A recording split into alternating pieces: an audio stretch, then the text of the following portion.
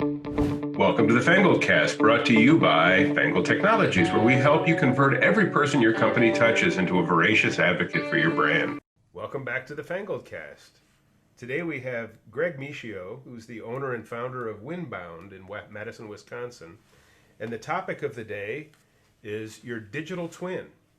And rather than me try to explain to you what it is and get it wrong, I brought Greg along to talk about this really interesting and beneficial marketing concept that everybody should look at if they're looking to do digital work. So, Greg, tell me a little bit about yourself, and we'll kind of get into what a digital twin is. Sure. Thanks for having me on the show, Andrew. I really appreciate it. So Winbound we are a content marketing agency, and we focus on helping manufacturers. And the digital twin concept really is, think about it this way. A digital twin, if you're not familiar with the term, in manufacturing is a digital representation or recreation of a machine or process. So you recreate a machine digitally, and then you can test all kinds of things with it. You can test new materials, you can alter the throughput, all kinds of variables. Same thing with the manufacturing process. Okay. So my background is marketing. I'm a copywriter. I started out as a copywriter in my career, and I've gotten really into content marketing and generating content that brings people to your website, turns that traffic into leads for your sales team. And so, that's the essence of the content marketing or inbound marketing approach, as they sometimes refer to it. And when I heard what a digital twin was, and I thought about the eternal challenges of the manufacturer, I thought it was a perfect fit in terms of thinking about it in this way. The eternal challenges of the manufacturer are you have a complex product. Okay. You have a very long sales cycle because there's many parties, also another challenge, many parties you're trying to reach. You've got engineers, technicians, you've got purchasing departments, you've got CEOs, so a lot of different messages. And then the product itself is pretty complicated in the buying process as well. So you add all those, and then there's a newcomer to the eternal challenges for manufacturers, and that is everything's gone digital. So in the past, what manufacturers used to do is and they still do this, and it's still effective, you hire a salesperson. They could be an engineer, technician, because you've got all these, you got a technical product and it's complicated. You have to understand that. And you call up a prospect, you take them out to the golf course, you meet them at a trade show, and away you go. Well, now, estimates are 70% of the pre-qual is taking place online, out of the hands of the manufacturer's rep, the salesperson. So people are checking out your product, they're checking out your company, all out of the hands of the salesperson. Now, we're not saying that the salesperson is removed from the process. Absolutely not. They're still an integral part of it. But when people are searching online, you need to be there and provide them with the information you need. And that's typically comes in the form of content, your online content, be it the written word, what you're providing here, Andrew, podcasts, video, audio, things of the sort. So when we heard the digital twin concept, we said, well, this just makes perfect sense. You need, if you're a manufacturer, even if you're a B2B company, you need to make a digital twin of your salesperson. And the idea is your content is that digital twin. So whenever somebody is searching online at whatever stage they're at in the customer journey, you're there with your content. It's interesting because one of the things that anytime we've ever done a consult in our organization or even in my career, one of the things that we always stay away from is the term cookie cutter. Every sale is custom, everything is different, and a cookie cutter would imply that we treat everyone exactly the same way and we get exactly the same outcome. But the digital twin, being digital, gives you opportunities to customize that in some way so that it's not so that it adapts to the inquiry from whoever it is that's doing their research. Yeah, I mean, I think there's all kinds of opportunities to get very customized with your content. There's a lot of content management systems that will adjust the content that people see based on how, when people have come to the website, what have they done in the past, what have they downloaded. I think we work, Andrew, with small marketing departments, and usually, I mean, with content marketing, the biggest challenge is just getting it out there consistently. I mean, you know that you're putting out a show, and it's not easy to do that. And so, just getting the content out there in the first place is a challenge unto itself.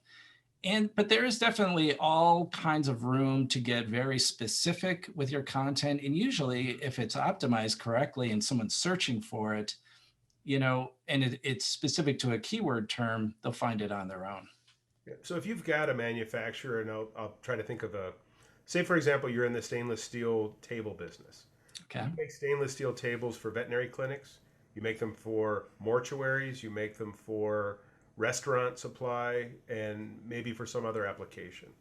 So through this idea of the digital twin, you're going to be able to create different buyers' journeys that take those people with what the benefits they're looking for, what the needs are, in a different direction with the copy. When we create the digital twin, we're making a digital representation of your salesperson. We're thinking about it in those terms. And think about it in terms of sales. People will only do sales with you if they know you, like you, and trust you. I mean, that's been around forever, that line and that kind of that model. So when we're thinking about making content that it represents the digital twin, we're going to follow that same kind of mantra. We're going to make digital content that allows people to know you. So we think about it as almost like top of funnel content, where we're talking about their problem in a general sense. Then we're going to do some things, and I know this is near and dear to your heart, where they get to like you. We're going to start giving them some tools to help them solve their problems. Mm-hmm. We've talked about configurators before, checklist, some sort of downloadable tool. Be nice to get their email address in the process so we can stay in touch with them with more helpful content.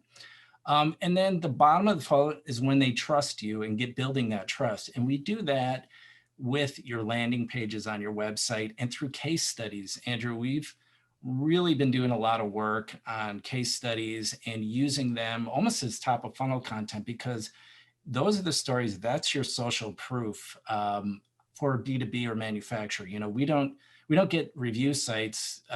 People aren't looking at your Google reviews as much as they do on a consumer site. So these case studies are critical. So that's the bottom of the funnel content, and that's what establishes that trust. So Gotcha. That's what we think of know you, like you, trust you, buyer's journey. Yeah, I mean, as you know, and I say it at least 50 times a day, it's all about converting the people your company touches into voracious advocates for your brand. And if that digital twin is able to draw the person closer towards that 70-80% of the buyer's process, when not only have they raised their hand saying, I'm interested, by being on your website and going through the process of becoming educated, the next step of conversion is much easier. It's just the challenge is always understanding, by going back to the core of those customers, which I know you do, to truly understand what are the needs, what are the pains, what are the challenges that the customer has. And as a salesperson who's worth being a salesperson and not an order taker who carries a business card saying salesperson, you learn how to deal with how your company differentiates, your product differentiates in ways that solve those pains and needs. So for the digital twin to work, it's not a cookie cutter. It's a way, in my opinion, and correct me if this doesn't fit your model, but it's a way of really understanding all of that in an automated yet customized way to address those things. And then when the salesperson shows up to actually be there because his twin or her twin has done all of that work up to the 70%, it's the game is already close to closing, and it's time to not just close, but leave a customer so satisfied that they tell the world that these are the guys you're supposed to be doing business with. And I think that customer journey too, as part of that trust in building those voracious advocates, is the content doesn't stop after the sale is completed. So is there more things you can produce for your customers specifically that can help them learn to use your products better, make their manufacturing better? And we're big proponents of the monthly e-newsletter, Mm-hmm. which, it seems like, the newsletter has been around forever. But boy, what a great way to stay in front of your customers every month. And if you're producing all this content to get new customers, you can use that to inform your current customers about new things you're doing Yeah. and, stay top of mind. Yeah, and in the old cookie cutter way of doing it, the newsletter would look the same for every customer.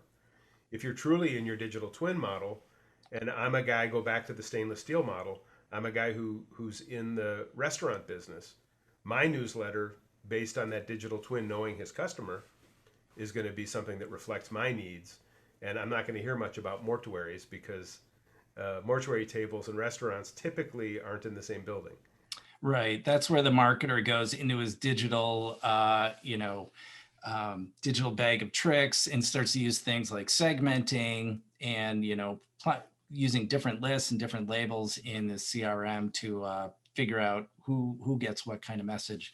I mean, there's only a certain degree, I think, of customization. You want to get it as specific as you can, but definitely there's a lot of things you can do to get very specific to the different verticals you're trying to reach. Yeah, my experience with newsletters is that if I look at the newsletter and it sounds like they're talking to me, Yeah. I read it. Yep. Otherwise, it's one more email that's probably going to go in the dustbin, as if Right. it's been on my computer. That's And right. and That's where I keep all my faxes, by the way. well, and the other thing too, Andrew, is there's a lot to be said for just putting out content for content's sake. Yep. And there's something to be said for putting out the best page on the internet on a topic. And that's really our goal, not only for SEO purposes, but just for a whole host of things. I mean, you want to put out exceptional content. And I know you probably have a number of newsletters that you read all the time. You trust them, they're going to produce great content. And I have those too. And man, it's just fantastic stuff. And I know it's going to help me. So, that's that quality element that people don't talk enough about on content. Yeah, it's the same with the podcast world.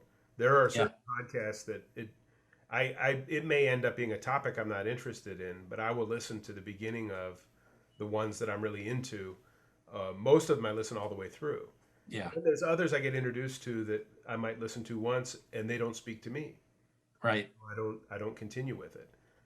Right. It's the newsletter thing is interesting because when somebody is really really good at speaking to the needs and the desires of that customer, where every time they finish reading it they get something that benefits them, they will read it every time.